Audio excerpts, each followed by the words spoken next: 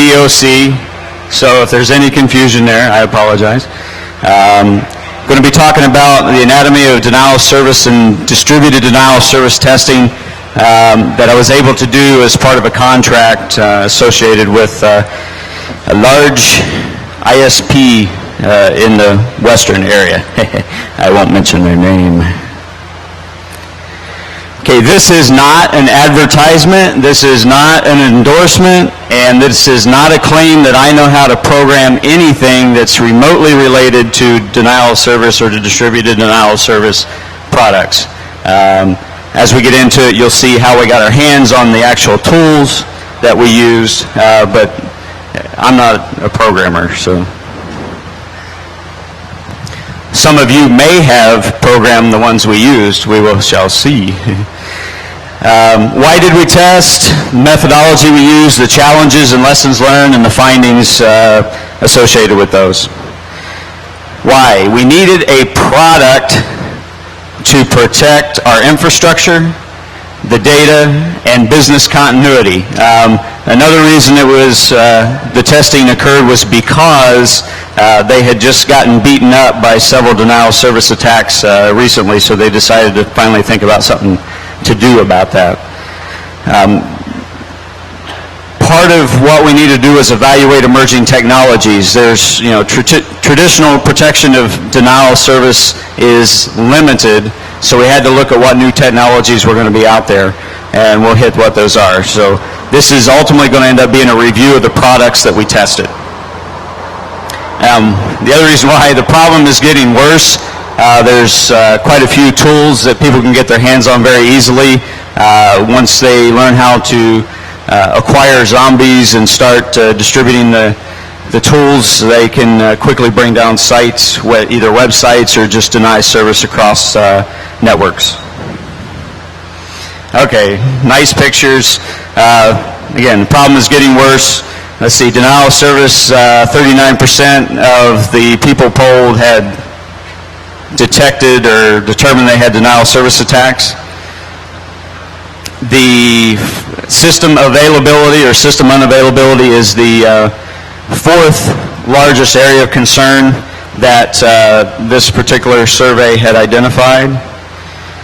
And the second most important project was the security and availability of websites. Again, availability being the opposite of denial of service, I guess.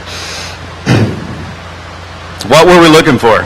We had to find solutions that were going to work in the infrastructure, something that's going to be able to work within gigabyte solutions, both GigE and multi-mode fiber. We also ultimately needed to find solutions that were going to scale to the OC48 to OC192 levels. They're not there yet, but again, hoping they will scale. We also needed something that would ultimately work toward protecting the customer. Again, looking at the gigabit levels, fiber and GigE, 10100, which is the most common customer side at this particular ISP, and then eventually being able to roll out to OC48 and OC192 levels. Here's a list of the products we tested. I got permission from most of them to talk about them, so we should be in good shape. On the passive tap solution side, let me explain that for just a quick second. We looked at two sides. One would be something that was in line that can, hopefully implement a protection against denial of service as soon as it's detected. The other was something that we called passive tap, for lack of better names, which was supposed to be hidden on the network with no network side IP addresses that would be detecting receiving information. So within that area, the passive tap solutions, we had Arbor Networks, Reactive Networks, Mazoo Networks, and Asta Networks. The inline solution side, we did Captus Networks and Mazoo Networks. They actually had two products in the test. I did want to point out that each of these vendors was extremely supportive throughout the testing process.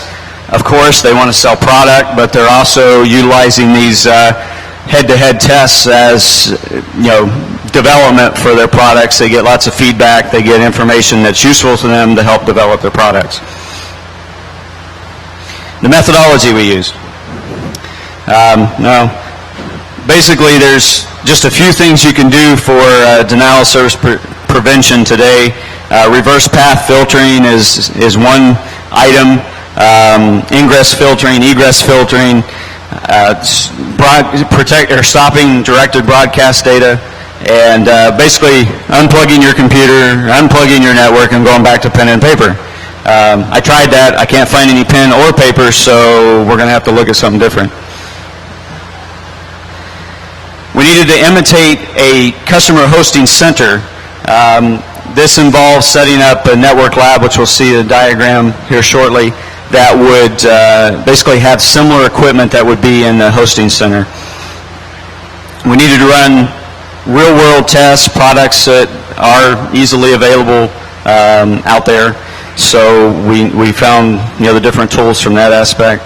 We needed to test both the network functionality side of the products and also the management side of the products. And we needed to find solutions that are going to work farther upstream in the network, not all the way down to the customer, but preferably up closer to where the data is coming into the ISP itself to help stop some of the stuff where it can still be controlled, where the bandwidth is a little bit higher. This is a basic snapshot of what our test environment looked like. Where it says attack network, which I guess for you is on this side, there were several attack boxes that were set up that had the various tools that we needed to do the denial of service attacks. And on the far side, the victim network side, we had 3 to 4 victim computers that ultimately were used, or were the targets that we were using. We had a combination of Cisco and Juniper products in that, which was fairly common for the ISP itself, and also a combination of gigabyte or GSRs on the Cisco side, where we had the multi-mode fiber, as well as 10100 Ethernet connectivity. Let's see. The two Cisco 6500s, or which are 6509s, on either side of a large GSR, were actually used for port mirroring. We were trying to test multiple products at one time, and to do that we had to have port mirroring to get the data flowing through. Okay, on the passive tap testing side, we had no network side IP addresses. That was the desire. That was not always the case depending on the product. Data mirroring, so that all they were getting was the pass-through data. It was not two-way stateful communication. Desire was that these products not be a single point of failure in the network. If you have an inline device, certainly without high availability, you have the issue of it becoming a single point of failure in the network. They also looked at the products because they offered multiple levels of providing protection. In this case, all of them were basically recommending ACLs back to the routers themselves as to what kind of traffic, what IP addresses, what IP ranges they were going to block. They automatic, semi-automatic, or just basically a flag or an alarm to let you know that there was an issue. Yes?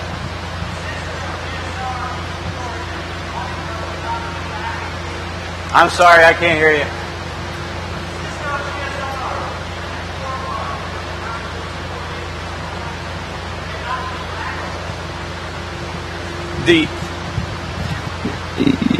I still couldn't hear you. You saying GSRs do not do ACLs? Okay, we weren't trying to do ACLs on that particular box. We were looking at basically the ingress side and the egress side, not the center. So, but thank you. We were ultimately looking at ACLs in the Junipers and the 6500s is where they would end up.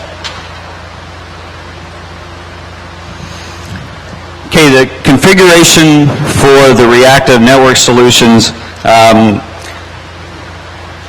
The reactive solution had two boxes associated with their solution, the detector and the actuator. The detector sat farther downstream, closer to the customer. It did data profiling, traffic profiling, alarms, it communicates with multiple actuators, which would be farther up in the string, and together, and this is where their smoke and mirrors magic works out. Together, they work together to provide the recommendation for the filter that would be implemented. In this particular case, the actuator had to have a connection, an SNMP connection into the network in order to help track the data, and also that's how it would implement the filter into the network itself. Now, Mazoo, they had a single box called the inspector. They basically, trying to think how to say this, they basically took inline and pushed it out passive. It was a unique solution. They had basically, it wasn't duplex communication over a fiber line. It was only the inside was coming into their box. In this particular release, and of course things change over time, but in this particular release, they only recommended the filter. They did not do any actual implementation of the filters into the routers themselves. They just created the alarm and told you what they recommended putting in. You had to physically put that in. They did have a real nice traffic profiling mechanism in their product that we actually used quite a bit during the testing for all the products, because it gave us a good idea of the breakout of UDP, ICMP, and TCP traffic that was occurring. Okay, Asta networks, they were composed of two boxes. One was purely a management box that took input from all the collectors. We only had one to test, but you can have multiple collectors in your network. This one worked off of NetFlow and CFlow-D. It got its information from there instead of direct traffic feeding. So we had to go through and set up NetFlow and CFlow-D, NetFlow being on the Cisco side, CFlow-D being on the Juniper side. That worked in some cases, did not work in others. Depending on the versions of Cisco products, Juniper products you have, it's going to be resource intensive potentially to implement NetFlow and CFlow-D. If you have the latest and greatest, those do it a whole lot better.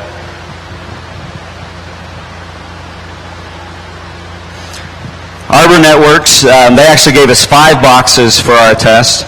That worked out really well. They had a combination of both packet analysis as well as NetFlow and CFlow-D analysis. That gave us a larger picture. And of course, they had a controller involved with theirs as a management device, all intercommunicating between each other, providing each box data as to the value or as to what is actually going on in the network, and when you exceeded certain thresholds or when you went out of bounds of what it knew as normal traffic, then it alarmed you, made recommendations. You could either automatically implement them or you could manually implement them in the process.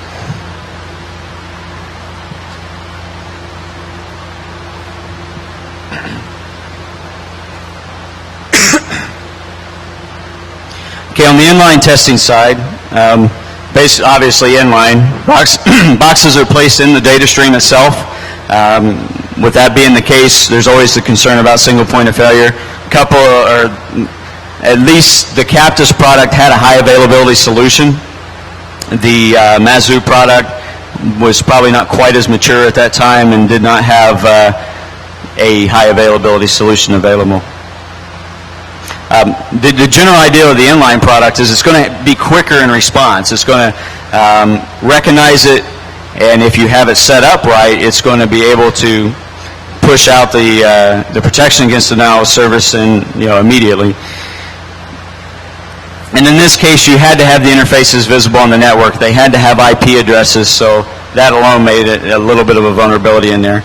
For the particular case of the ISP I was working with, they were very much against an inline solution because they did not want to lose control. They did not like the ability of the product to automatically implement something into the network. They wanted to have manual review before something was implemented, and it would take quite a bit of time for them to get comfortable with a product before they would ever let something like that be implemented. And I saw a couple of heads shaking. That's probably the case in a lot of places. But if you think about it, firewalls are inline solutions. IDSs can be inline solutions, so you may already have that issue of availability. Okay, the inline solution side. Okay, the Mazoo box was placed after the GSR, but before the Cisco 6509, before the victim network. And that was where they recommended we put it. Since we were doing the testing, we said, okay, we'll put it there. Again, this box did the decent traffic profiling that I mentioned for the other Mazoo in the passive testing, and it gave some good representation of the data. And then it all came down to how the box performed in the testing itself. And then Captus, Captus was designed to be like a firewall. As a matter of fact, Captus is an integrated firewall DDoS or DOS mitigation solution. They do a lot of their initial filtering with the firewall portion of it before they implement the actual DDoS protection. The thing we found about the Captus is it's very quote-unquote programmable once you learn their code. It has a lot of flexibility because it actually has no GUI. It's all command line, and it brings up, you can define quite a bit of information as to what you want to watch for, or what you want to do with it when you find it, etc. Some of the tests that we run, first thing we had to do was come up with some baseline traffic. We had to have something to simulate something. We had to have something to simulate a baseline network that we were working with. A lot of these products require, quote-unquote, burn-in time of data so that they baseline their traffic, so they understand what normal traffic is, so that when you go out of the bounds of that normal traffic, you get an alarm or you get something that says, hey, something's not normal, you need to look into it. So we had to actually burn in like 72 hours of generated traffic and keep that running throughout the entire test. Then we implemented the attacks that we did. We did a combination of several attacks, and we'll hit the tools we use here in just a second. We, TCP sends, TCP acts, floods, fragmented packets, IGMP, floods, spoofed, and we did this in a spoofed and unspoofed manner. Just trying to see how the products are going to react. And we also did it on both the regular network side and the management side. Sometimes they forget about the management side. Some of the lessons learned. On the network side, when you're creating your baseline traffic, you got to make sure that it's got the full communication, three-way handshake, because the products don't like it if they don't see all three of them. It took us a little while to figure this out. Yeah, it seems like a no-brainer now, but at the time we thought we were in good shape. But anyways, I wonder what in the heck that is. And the other thing about the network, if you're in a lab environment, and don't do this at home, do it in a lab. If you're in a lab environment, if you can control the lab, you're going to be in a lot better shape. It took us 6 weeks to build the lab because we didn't have control of the lab resources. And that's a long time to build a test network. But in the meantime, we learned a lot about it, so the education process was pretty cool. Okay, what happens if you have bad routes and you run a denial of service attack? You kill yourself. And we just, as they were trying to upload the stuff from the war driving contest just out here a little bit ago, they had some route issues. Actually, somebody was, they thought they had two default routes. It looked like they had two default routes. So anytime you have route issues, you run the potential of running the denial of service attack against yourself, or bringing down the entire lab network. we did that. The lab we were using was, part of it was ours to use, obviously, but part of it was also other ongoing lab tests, and so the other people weren't quite happy about that. But we did prove that the tools work, and they work very well. Part of what these products also require is a separate management network. As part of that, make sure that you have the right separation on your management network within your routes versus your actual live network for the same reason. You're gonna bring down your lab. Okay, our attack network, we did our best to scrounge as much equipment as we could. I did need to mention this testing, other than my services as a consultant, was done with no other costs. We couldn't go out and buy equipment. With the exception, we did have to buy some gig fiber cards. So they gave us $1,000 total to conduct this testing. But at any rate, we used Linux 6.2 and Linux 7.2 boxes, running an OpenBSD box and a Solaris box. So the 4 attack boxes we were able to acquire throughout the process. And this had a mix of 10100 and gig interfaces on it. We wanted to use the gig interfaces to get the traffic levels as high as we possibly could. We wanted to exceed what the normal network would see. Otherwise, you don't really have a good test. You don't see what the products can take in the testing process. Some of the tools utilized, one of the vendors had a testing box, a box that had all kinds of attacks on it. We originally were not planning to use that because we didn't want any preferential treatment toward a particular vendor, but we found the box to be very useful, and so we did use that quite a bit, and it gave us things that we didn't have easily available otherwise, like IGMP attacks, as well as some others.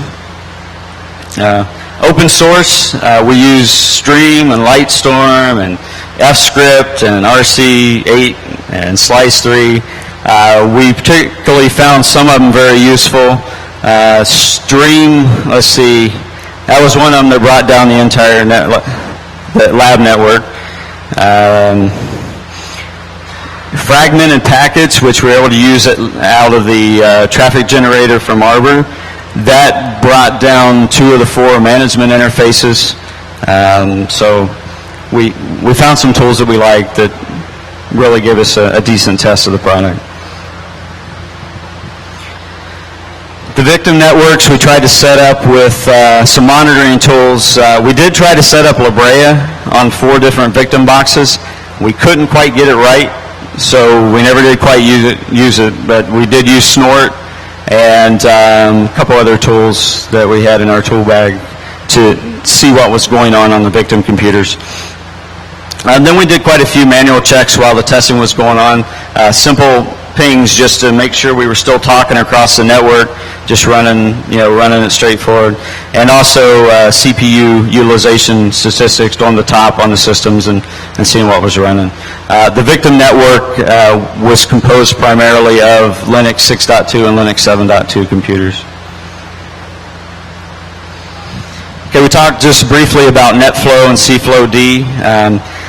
When you're setting that up, the sample rates you're using have to match inside the products and inside the routers that you're getting that information from. We found also that the Cisco 6500 or 6509s do not create usable NetFlow data for the purposes of the products. We did get decent NetFlow data out of the GSR, and the Junipers did quite well as well. And the Junipers actually were more consistent and more useful data. This is not a sales pitch. Let's see. Now the flow sampling gave us several different things. One was traffic characterization in a sampled format. The products themselves use that data to determine what the traffic patterns are and what the changes in the traffic patterns are. Flow sampling can also be used for things like customer billing, again, for the same reason, where you're getting the traffic patterns, utilization, and it can be broken down by IP or IP ranges. And certainly, it can be used for DOS and DDoS detection.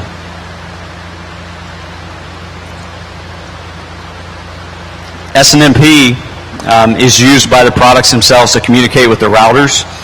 You had to have a connection available for those that were going to try to implement automatic routes into the, or automatic ACLs into the routers themselves. We had a couple of situations where they didn't tell us we needed this, and we couldn't get the products to work, and they finally told us, oh, what about the SNMP connection? The other thing, we were conducting SNMP testing. I wasn't particularly, but the group we were working with the lab simultaneously with this, with the same routers, so we had some situations where we had to stop our testing because the SNMP tests had brought the systems down. Basically running the warning about SNMP public had come out about that same time, so we were running testing about the same time. So certainly if you're setting up your community streams, don't set them up as public. You're not supposed to do that. What do the vendors do well? They monitored the baseline traffic pretty well. They detected changes in the traffic patterns pretty well. Some of the products you just had set up a pure level that if exceeded that level it gave you a warning. Some of the products learned the data and told you if it changed over time. They did that fairly well. That's what they were programmed and designed to do. And these generally were initial releases that had come out, but they did that part pretty well. And it did alerting and alarming when the thresholds and statistics were exceeded. What they didn't do too good was protection of the management interfaces. They hadn't quite gotten to the point where they put a lot of thought into protecting the management side from denial of service attacks.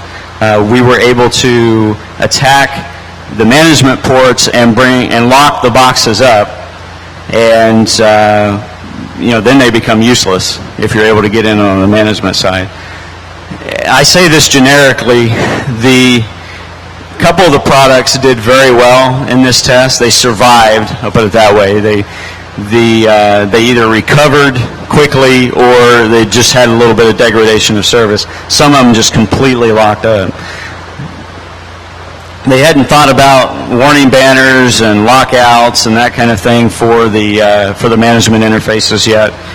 Again, they took those suggestions and promised that those would be all things that were added to their next release of the product. Port lockdown on the management interfaces, having as few ports open as possible helps to prevent additional denial of service attacks from happening to your product. Okay, if you're looking at a large enterprise, the products that you'd want to look at, again, this data is at least 4 months old. Unfortunately, DEF CON only occurs once a year, so the data can be a little dated. There's new releases out on all these, and I recommend if you have any interest in learning in these products at all, go to their websites and get some information. You'll have my contact information, and I could probably link you up with one of their salespeople because they all call me all the time. But basically, if you're looking for a passive solution, for the large enterprise, we recommend the passive solution. Again, most of them we talk to do not want automatic routes, automatic ACLs implemented, that kind of thing. These solutions can be very expensive depending on the number of boxes that you ultimately want to end up. We priced out for this particular ISP that the solution was going to be in the range of $10 to $12 million for DDoS to protect their entire network. Well, that's probably a bit high, but it can be scaled down from there. Anyways, you would have, on the large enterprise side, you'd have a mix of flow collectors and packet collectors. Again, the flow collectors are the net flow collectors, the ones that get the data, the net flow, C-flow D off of the routers. Packet collectors are one that process all packets that flow through it. Those would be in your network, visualized in your network. You'd have to centralize the management consoles. You're looking at whether it be in your NOC or your security operations center, you'd be centralizing that management piece in there. Most of them could handle approximately 10 of the collector boxes per management console. So again, it depends on the scalability that you have to look at as to how many boxes or how many management boxes you would need in your network. But the products in this space are the Arbor, the ASTA, and the Reactive. Our particular test, the one that quote-unquote won, was also the most expensive solution, was also the most mature solution, and was also the one that had the most products in that solution, was Arbor Networks. They had performed well in most of the testing with some minor things. But again, Arbor, ASTA, and Reactive were all very supportive, and they want to sell you product. On the smaller enterprise side, we're looking at the inline solutions are worth considering. They can provide value. The combination firewall and DDoS solution, or DOS solution, and combination IDS and DOS solution ultimately I think will be the most useful part of it. Captus, they're very programmable, like I mentioned before. They had also put quite a bit of thought in protecting the management side of the product and performed fairly well. Their processing and storage is going to improve, this is what I've been told, improve with the new releases that are coming forward, and with the new releases they hope to be able to handle greater than 10/100 networks up into the gig. The product we tested, gig interfaces brought it, or gig type speeds brought it to its knees, but from a 10/100 perspective they did perform very well. And Mazoo, maturing product, they did well in some aspects, not so well in some others. Again, everybody's improving their product as they go along. The technology is still evolving. It's something that ultimately, I believe, is going to become integrated into firewalls and or IDS solutions, and have already started to do that. It's definitely something that is needed, and you know, we see acquisitions all the time, and I think you'll start to see these companies acquired by other companies to develop their suite of products. My opinion only. But they've made positive strides in the DDoS environment. The products themselves mostly do what they advertise or what they've tried to advertise that they do, with minor exceptions. It's evolving, it's interesting, it's new. Keep an eye on it. The Information Security Magazine did an article on this that back in, I think it was October of 2001, that was actually the driver for selecting the products that we tested. And I'm sure that the security magazines will keep an eye on these products for those that survive through their next round of venture capital funding as viable products. But here's some resources. Basically, you know, do a search on the web, you'll find all kinds of stuff. But here's some places where I found some information on DDoS, as well as all the product vendor websites. That's pretty much it. That's the testing we did. If there's any questions, I'll be happy to try to answer them and go from there.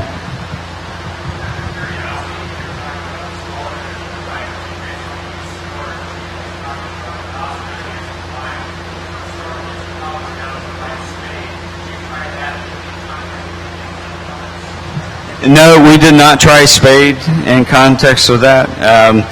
We knew there were some limitations on the testing that we were doing, and we got stuck with time constraints as well. So that would have been a good addition. So.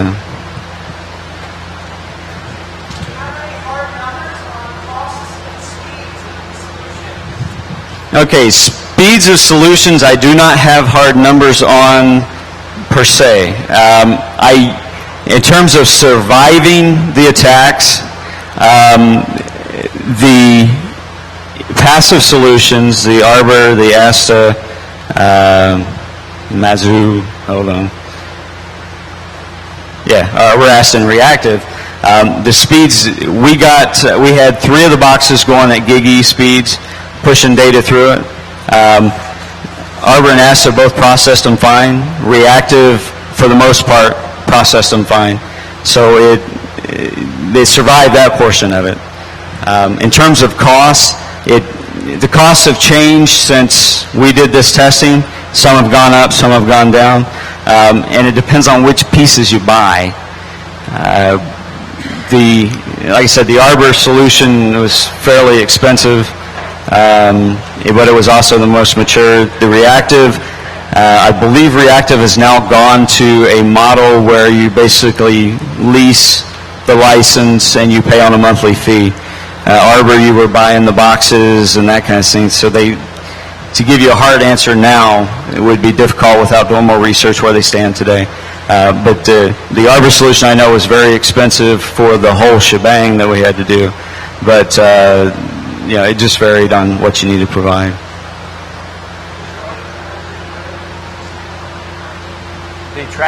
Is the Arbor Traffic Gen available as a standalone product? The answer, at least when we checked into it, was yes, it is. The price quote on that, again, old data, was $62,000. It was a good product.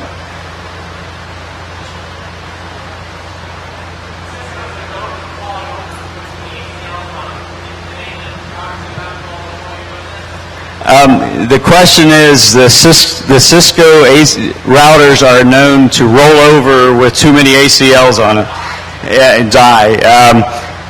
The answer is yes, they did roll over on us, especially when we were combining SNMP testing at the same time. We did not implement that many ACLs. We were actually looking just at what the recommendations were versus actually implementing the ACLs. We did go into detailed discussions about what would it take to do this in their environment, which would have involved upgrading all of their Cisco routers to support the new releases. So.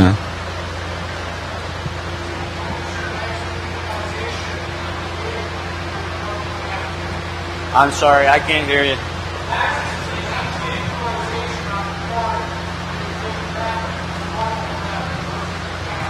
What was the max utilization on the port?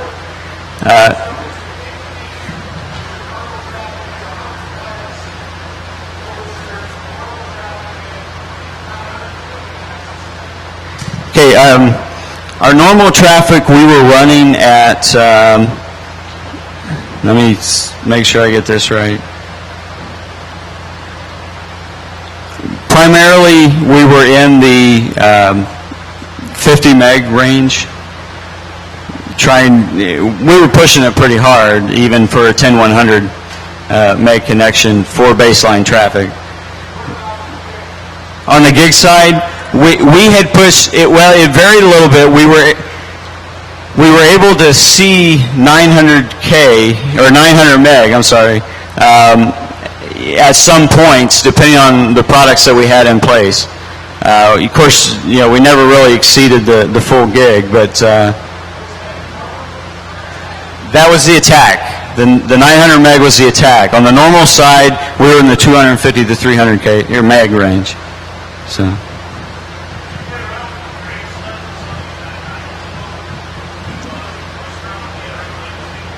The frame? No, actually we did.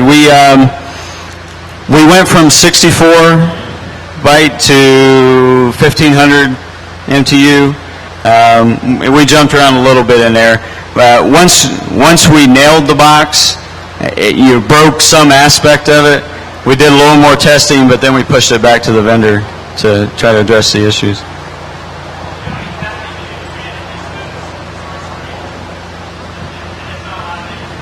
I'm sorry, say it again.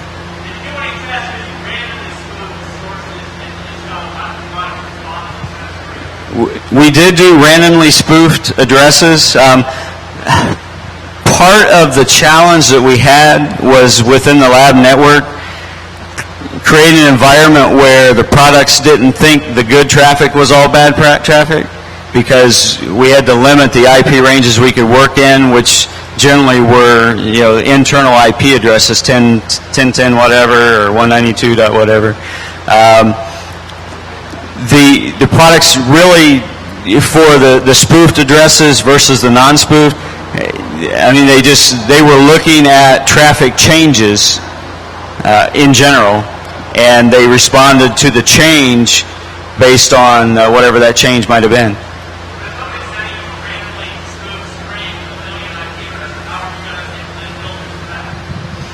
You shut the box off?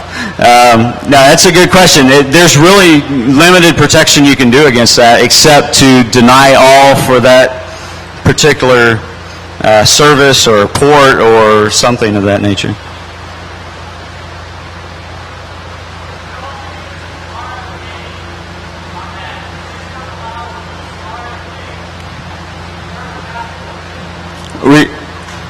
It was one of the things that we had discussed as a possible solution. Reverse path filtering, we never actually got to the point of implementing it, so I don't have a lot of answers on that. It sounded like a good idea. The actual application of implementing it, I don't have the background for it. So, okay. We need to finish up here. Certainly happy to answer any additional questions. My contact information is on the CD. It's in the back of the slides. So certainly feel free to email me. Thank you very much, and hope you enjoy the rest of the show.